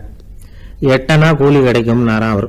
இது ரொம்ப காலத்துக்கு முன்னாடி நடந்த ஒரு சம்பவங்கிறதுனால அப்போ 8 அணா கூலிங்கிறது ரொம்ப பெருசு. இருந்தாலும் அதுவும் அந்த ராஜாவுக்கு பெரிய கூலியா தெரியல. இவ்வளவுதானா, இதை வச்சுக்கிட்டு நீ எப்படி காலம் தள்ளுற அப்படின்னாராம். ஒன்றும் கவலை இல்லை அப்படின்னாராம் அவரு. ராஜாவுக்கு ரொம்ப ஆச்சரியமா போச்சு. 8 அணா கூலி வாங்குற இந்த ஆளு கவலை இல்லாம இருக்கிறார், ஏராளமான வசதியோடு இருக்கிறன்னா கவலை இல்லாம வாழ முடியலையே அப்படின்னு நினைச்சு பார்த்திருக்கார். அது சரி, 8 அணாவில் எப்படி குடும்பம் நடத்துற அப்படின்னு கேட்டாராம். எனக்கு கிடைக்கிற 8 அணாவில் 2 அணா குடும்பத்துக்கு செலவழிக்கிறேன், 2 அணா பழைய கடனுக்கு கொடுக்குறேன், 2 அணா தர்மம் செய்யறேன், 2 அணா வட்டிக்கு கொடுக்குறேன், ஒரு குறையும் இல்லைன்னாராம். ராஜாவுக்கு ஒன்றும் புரியல. எனக்கு ஒன்றும் புரியலையேன்னு இருக்காரு. ஐயா, எனக்கும் என் மனைவிக்கும் 2 அணா செலவாகுது. வயசான அம்மா அப்பா இருக்கிறாங்க, சின்ன வயசுல என்னை காப்பாத்தினவங்க அவங்க. அந்த கடனுக்கு 2 அணா செலவாகுது, அது பழைய கடன். என் தங்கச்சி ஒருத்தி ஆதரவு இல்லாத நிலைமையில தன்னுடைய மகனோட என் வீட்டில் வந்திருக்கிறா, அவளுக்கும் அவள் மகனுக்கும் 2 அணா செலவு பண்றேன், அது தர்மம். எனக்கு 2 பிள்ளைங்க இருக்கிறாங்க, அவங்களுக்கு 2 அணா செலவு பண்றேன், அது வட்டிக்கு கொடுக்கறது மாதிரி. பிற்காலத்தில் அவங்க எங்களை காப்பாற்றுவாங்க. அந்த வகையில் நான் திருப்தியோட வாழ்ந்துகிட்டு இருக்கிறேன் அப்படின்னாராம். ராஜாவுக்கு அர்த்தம் புரிய ஆரம்பிச்சுதான். அந்த பெரிய நிலத்தை விலை கொடுத்து வாங்கி அந்த பெரியவருக்கே தானமாக கொடுத்துட்டாராம். இப்போ ஊழவருக்கே நிலம் சொந்தமாயிட்டுது. அன்னையிலிருந்து அரசனுக்கும் ஆறுதல் கிடைச்சுதான். இப்படி ஒரு கதை சொல்லுவாங்க. 8 அணா வருமானத்தை வச்சுக்கிட்டு எப்படி காலத்தை தள்ளுறதுன்னு சொல்றதுக்காக இந்த கதையை சொல்றதாக யாரும் தப்பா நினைச்சுக்க கூடாது. கிடைக்கிறத எப்படி பங்கு போடுறார், எப்படி திருப்தியா வாழறார் அப்படிங்கிறது தான் முக்கியம். அது மாதிரி இன்றைக்கு இந்த பொங்கல் திருநாள்ல உழவர்கள் மனசு மகிழ்ச்சியா இருந்ததுன்னா அது எல்லாரும் மகிழ்ச்சியா இருக்கிறது மாதிரி அர்த்தம். அதனால அவர்கள்ட்ட இருந்து நாம பாடம் கத்துக்கணும். சில உழவர்கள் தங்கள் நிலத்துல விளையறத தாங்கள் சாப்பிட மாட்டாங்க, அடுத்தவங்கள்ட்ட வித்துட்டு சந்தையில போய் வேற அரிசி வாங்கிட்டு வந்துதான் இவங்க சாப்பிடுவாங்க. அப்படிப்பட்ட விவசாயிகள்லாம் இது உண்டு. பங்கிடுகிற பண்பை உழவர்கள்ட்ட இருந்து கற்றுக்கொள்ளுங்கள் அப்படிம்பாங்க. ஒரு ஆள் நிம்மதியா மகிழ்ச்சியா இருந்தானா, உங்க நிம்மதிக்கும் மகிழ்ச்சிக்கும் என்ன காரணம்னு கேட்டிருக்காரு இன்னொருத்தர். என்கிட்ட இருந்தது பூராவையும் என் பிள்ளைங்களுக்கு சமமா பங்கு போட்டு கொடுத்துட்டேன், எனக்குன்னு எதுவுமே வச்சுக்கல, அதுதான் நிம்மதிக்கு காரணம்னு இருக்கான். உங்ககிட்ட இருந்தது எவ்வளவு இருந்தது அப்படின்னு கேட்டிருக்காரு அவரு. மொத்தமா ஒரு 50,000 ரூபாய் இருக்கும் அப்படின்னு இருக்கான். அவ்வளவும் பணமாவே இருந்ததா அப்படின்னு கேட்டிருக்காங்க இவங்க. இல்லைங்க, அவ்வளவும் கடன், அதை தான் பிரித்து கொடுத்துருக்கேன் பிள்ளைங்க கிட்ட அப்படின்னு நானும். அவன் நம்பிக்கை இல்லைன்னா இந்த உலகத்தில் நாம் நடமாடவே முடியாது. அவநம்பிக்கையோடு இருந்துக்கிட்டு இருந்தால் என்றைக்கும் அவஸ்தை தான். நாம் நம்புறது நடக்குதோ இல்லையோ அது வேற விஷயம். ஆனால் எதையும் நம்பி தான் நாம் அடி வைக்க வேண்டியிருக்கு. வேற ஒன்றும் வேணாம், ஒரு லாட்ரி சீட்டு வாங்குகிறோம், அது எங்கே நமக்கு விழப்போகுது அப்படிங்கிற அவநம்பிக்கையோடவா வாங்குகிறோம். பரிசு நமக்கு தான் அப்படிங்கிற நம்பிக்கை உள்ளூர இருக்கிறதுனால தான் அதை வாங்குகிறோம். இருந்தாலும் முடிவு வேறு மாதிரி ஆகிடுது, அதுக்காக மனசு சோர்ந்து போகிறதில்ல, அடுத்த மாதமும் சீட்டு வாங்குகிறோம். இந்த நம்பிக்கை தான் மனித வாழ்க்கைக்கு ஆதாரம். ஒரு கடையில் போய் டீ சாப்பிட்றீங்க, அந்த டீ நல்ல டீ தானா, அதில் விஷம் கலந்துருக்குமா அப்படிங்கிற சந்தேகம் வந்துட்டுதுன்னு வச்சுங்க. அதுக்கப்புறம் அதை எப்படி நீங்கள் சாப்பிட முடியும்? நம்பி தான் சாப்பிட்ணும். ரயில் ஒழுங்காக போய் சேருங்கிற நம்பிக்கை இருக்கிறதுனால தான் அதில் ஏறி உட்காடுறோம். லெட்டர் ஒழுங்காக போய் சேருங்கிற நம்பிக்கை இருக்கிறதுனால தான் பெட்டியில் போடுறோம். சரி, நம்ம கதையெல்லாம் நம்மளோட இருக்கட்டும். மனித நம்பிக்கை எந்த அளவுக்கு உறுதியாகவும் அறிவுபூர்வமாகவும் இருக்கணுங்கிறதுக்கு அலெக்சாண்டர் வாழ்க்கையில் நடந்த ஒரு சம்பவத்தை உதாரணமாக சொல்லலாம். இந்த உலகத்தையே ஜெயிக்கணும்னு புறப்பட்டார் அலெக்சாண்டர். ஒரு கட்டத்தில் அவர் சிட்னஸ் நதி கரைக்கு சேர்ந்தார். அந்த சமயத்தில் அவருக்கு கடுமையான நோய் வந்துட்டுது. அவர் கூடவே வந்திருந்த கிரேக்க வைத்தியர்கள் என்னென்னமோ முயற்சியெல்லாம் பண்ணி பார்த்தாங்க. இருந்தாலும் அலெக்சாண்டருக்கு வந்திருக்கிறது என்ன நோய்ங்கிறத அவங்களால கண்டுபிடிக்க முடியல. ஏன்னா அந்த பகுதியில் உள்ளவங்களுக்கு மட்டுமே அதிகமாக வரக்கூடிய ஒரு வினோதமான நோயாக இருந்தது அது. ஆனால் அவர் இருக்கிற இடம் எதிரியோட இடம், பாரசீக மன்னனோட ஆளுகைக்கு உட்பட்ட இடம். என்ன பண்ணுறது அப்படின்னு எல்லாரும் யோசனை பண்ணாங்க. பாரசீக மன்னனோட அரண்மனையில் இருக்கிற வைத்தியர் வந்தால் இந்த நோயை குணப்படுத்தி விடுவார் அப்படின்னு சொன்னாங்க. இருந்தாலும் எதிரியோட நாட்டில் இருக்கிற வைத்தியரை கூப்பிட்டு எப்படி நம்பி வைத்தியம் பார்க்க சொல்கிறது அப்படின்னு சொல்லி எல்லாரும் தயங்கினாங்க. ஆனால் அலெக்சாண்டர் தயங்கலை. பரவாயில்ல, அழைச்சிட்டு வாங்கன்னு விட்டார். உடனே அவரை போய் அழைச்சிட்டு வந்துட்டாங்க. அவர் வந்தார். அலெக்சாண்டர் உடம்பை பரிசோதனை பண்ணி பார்த்தார். சரி, இதை குணப்படுத்தி விடலாம், பயப்பட வேண்டியதில்லை. ஆனால் இதுக்கு ஒரு மூலிகை ரசம் தயார் பண்ணி கொடுக்கணும். நான் போய் அதை தயார் பண்ணிவிட்டு 2 நாளில் திரும்பி வந்துடுறேன் அப்படின்னு சொல்லிவிட்டு போனார் அந்த வைத்தியர். அதே மாதிரி 2 நாளில் திரும்பி வந்தார் மூலிகை ரசத்தோட. இதுக்கு இடையில் அலெக்சாண்டரோட தளபதிகளில் ஒருத்தர் ரகசியமாக ஒரு எச்சரிக்கை கடிதம் கொடுத்து அனுப்பியிருக்கிறான். அதை வாங்கி என்ன விஷயம்னு பார்த்தார். இப்போ உங்ககிட்ட வந்திருக்கிற எதிரி நாட்டு வைத்தியரை நம்பாதீங்க, அவன் கொண்டுகிட்டு வந்திருக்கிற மூலிகை ரசத்தில் விஷம் கலந்துருக்குது அப்படின்னு அதில் எழுதியிருக்கு. அதை பார்த்தார் அலெக்சாண்டர். இருந்தாலும் கொஞ்சம் கூட அலட்டிக்கல. வைத்தியர் கொடுத்த மருந்தை வாங்கி கடகடன்னு குடிச்சுட்டு அதுக்கப்புறம் அந்த கடிதத்தில் இருந்த விஷயத்தை அந்த வைத்தியர்கிட்ட சொன்னார். வைத்தியர் திகைச்சு போயிட்டார். தன் மேலே அலெக்சாண்டர் வச்சிருக்கிற நம்பிக்கையை பார்த்து அவருக்கு ரொம்ப வியப்பு.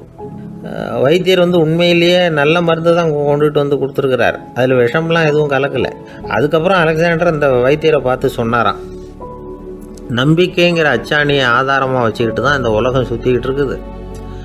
எனக்கு எதிரியாக இருந்தாலும் பாரசீக மன்னர் ரொம்ப பெரியவர். அப்பேற்பட்ட மன்னருடைய அரண்மனை வைத்தியர் தொழில் நேர்மை இல்லாதவராக இருக்க மாட்டார். அப்படி இருந்தால் அவரை அரண்மனை வைத்தியராக வச்சிருக்கவே மாட்டாங்க அப்படின்னு நம்பினேன். என்னுடைய நம்பிக்கை வீண் போகலை அப்படின்னாராம். இதுதான் மானுட நம்பிக்கைங்கிறது. இந்த காலத்துலேயும் இது மாதிரி இந்த மானுட நம்பிக்கையை ரொம்பவும் சாமர்த்தியமாக கையாளுகிற கெட்டிக்காரங்க சில பேர் இருக்கிறாங்க. இந்த காலத்து குரு, அவருக்கு ஒரு சிஷ்யன். குரு முன்னாடி அந்த சிஷ்யன் ரொம்ப பணிவாக நின்று, குருவே உங்கள் கையால் விஷத்தை கொடுத்தாலும் அதை வாங்கி மடமடன்னு குடிச்சிருவேன் அப்படின்னா. உன்னுடைய குரு பக்தியை மெச்சினேன் அப்படின்னார் குரு. அதுக்கு அந்த சிஷ்யன், அப்படி இல்லை குருவே, உங்ககிட்ட சிஷ்யனாக இருக்கிறத விட உங்கள் கையால் விஷத்தை வாங்கி குடிச்சு விடுறது ரொம்ப நல்லது, அதனால தான் அப்படி சொன்னேன் அப்படின்னா. ரொம்ப நாளைக்கு முன்னாடி ஒரு நாள் கோவலன் நாடகம் நடந்தது. எங்கள் மதுரையில் நடந்தது. அதில் ஒரு முக்கியமான கட்டம். கண்ணகி கிட்ட சிலம்பை வாங்கிக்கிட்டு அதை விற்கிறதுக்காக மதுரை நகருக்கு புறப்படுறான் கோவலன். அந்த சமயத்தில் கண்ணகி பாடுற மாதிரி ஒரு நாடக பாடல் நாடக ஆசிரியர் எழுதினது. அது என்ன பாட்டுன்னா, மா பாவியோர் கூடி வாழும் மதுரைக்கு மன்னா போகாதீர் என்று அப்படின்னு ஆரம்பிக்கும் அந்த பாட்டு. இதுதான் அந்த பாட்டு. இதை கண்ணகி மேடையில் பாடின உடனே கூட்டத்தில் சலசலப்பு. நம்ம ஊர்லேயே நமக்கு முன்னாடியே நின்றுக்கிட்டு மா பாவியோர் கூடி வாழும் மதுரை அப்படின்னு சொல்கிறாங்களே, என்ன தைரியம் அப்படின்னு எல்லாம் குழப்பம் பண்ண ஆரம்பிச்சிட்டாங்க. மக்கள் சத்தம் போட ஆரம்பிச்சிட்டாங்க. எதிர்ப்பு குரல் அது பாட்டுக்கு வர அதிகமாக போட்டுது. கொண்டுக்கிட்டு வா அந்த நாடக ஆசிரியரை, எழுதுனது யார் அப்படின்னு ஒரே சத்தம், கூச்சல். வேறு வழி இல்லை. மெதுவாக மேடைக்கு வந்தார் அந்த நாடக ஆசிரியர். 4 பக்கத்திலிருந்தும் கேள்வி கணைகள். மக்களை பார்த்து கொஞ்சம் அமைதியாக இருங்கோ அப்படின்னு சொல்லிவிட்டு தன்னுடைய விளக்கத்தை சொல்ல ஆரம்பித்தார் அந்த நாடக ஆசிரியர். மா அப்படின்னு சொன்னால் திருமகளாகிய லட்சுமி அப்படின்னு அர்த்தம். பா அப்படின்னா கலைமகளாகிய சரஸ்வதி. வி அப்படின்னா மலைமகளாகிய பார்வதி. மா பாவியோர் அப்படின்னா திருமகளும் கலைமகளும் மலைமகளும், இவங்க மூவரும் அப்படின்னு அர்த்தம். இந்த 3 பேரும் வாழ்கின்ற மதுரை புனிதம் நிறைந்தது, சகல செல்வங்களும் நிறைஞ்சது. அப்படிப்பட்ட ஊரில் நான் அணிந்து கொள்ளும் இந்த சாதாரண சிலம்பை யார் வாங்கிக்குவாங்க அப்படிங்கிற எண்ணத்தோடு தான் கண்ணகி அப்படி சொல்கிறா. அதை நினச்சி தான் நான் எழுதினேன். ஆகவே மதுரையை ரொம்ப சிரமப்படுத்தணும், ரொம்ப மோசமாக எழுதணும் அப்படிங்கிற எண்ணம்லாம் எனக்கு கிடையாது. பெருமைப்படுத்தணும்னு நினச்சி தான் அப்படி எழுதினேன் அப்படின்னு விளக்கம் கொடுத்தாராம். இந்த விளக்கத்தை கேட்டதும் எல்லாரும் ரொம்ப சமாதானம் ஆயிட்டாங்களாம். இப்படி விளக்கம் கொடுத்த அந்த நாடக ஆசிரியர் யார் தெரியுமா? அவர் தான் தமிழ் நாடக உலகின் முதல் ஆசான் சங்கரதாஸ் சுவாமிகள். அவருக்கு நகைச்சுவை உணர்வும் அதிகம். 1920ஆம் ஆண்டு திருநெல்வேலியில் அவர் தங்கியிருக்கிறார் நாடகம் நடத்துறதுக்காக. அவர் தங்கியிருந்த வீட்டில் கொசு மூட்டைப்பூச்சி அதிகமாக இருந்திருக்கு. அவரால் தூங்கவே முடியல. அவர் அனுபவித்த தொல்லைகள் ஒரு பாட்டாக உருவாச்சு. வேடிக்கையாக ஒரு பாட்டு எழுதினாராம். மூட்டையும் கொசுவும் ஒரு வீட்டிலே மீட்டிங் போட்டால் முன்னே நிற்க யாரால் முடியும்? கொசு மோகன ராகம் போல சத்தம் போட்டு முன்னே நின்று செய்திடும் யுத்தம். இதை மறுநாள் நாடகத்தில் கோமாளி வேஷம் போட்ட ஒரு சிறுவனை விட்டு பாட வச்சிருக்காரு. எல்லாரும் சிரித்து ரசித்தாங்களாம். சங்கரதாஸ் சுவாமிகள் கல்யாணமே பண்ணிக்கல, துறவி மாதிரியே வாழ்ந்திருக்கார். தமிழ் நாடக கலைக்கு தன்னையே அர்ப்பணம் பண்ணிக்கிட்டவர் அவர். 1922 நவம்பர் மாதத்தில் ஒரு நாள் புதுச்சேரியில் அவர் வாழ்க்கை முடிஞ்சுது. அப்போ அவருக்கு வயசு 55. சங்கரதாஸ் சுவாமிகள் நாடக ஆசிரியர் மட்டும் இல்லை, மேடை நாடக இயக்குனர், தயாரிப்பாளர். அவரே ஒரு சிறந்த நடிகர். ஒரு தடவை சாவித்திரி நாடகத்தில் இவர் யமதர்மனா வேஷம் போட்டு நடிச்சிருக்கிறார். நாடகம் பார்த்துக்கிட்டு இருந்த கருவுற்ற ஒரு பெண்மணிக்கு பயத்தினால அங்கேயே குழந்தை பிறந்துட்டு தான். அந்த நிகழ்ச்சிக்கு அப்புறம் இவர் இந்த வேஷம் போடுற போல